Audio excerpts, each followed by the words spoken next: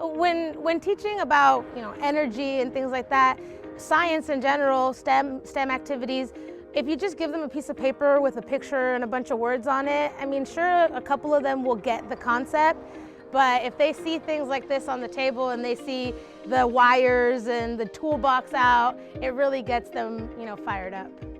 It has wind energy and solar energy to power these lights, so then you can know that these are working and transferring energy to the lights.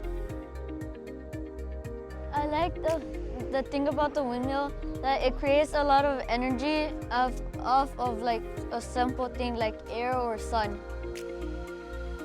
Teaching sustainability to kids this age is just so important. When they see the adjustments that they can make or the changes that can be made to really make things more sustainable, the whole conversation just really took off and sparked in them a lot of really good commentary and conversation, which was really nice. The environment is being damaged, so you want to do as much as you can to help save it.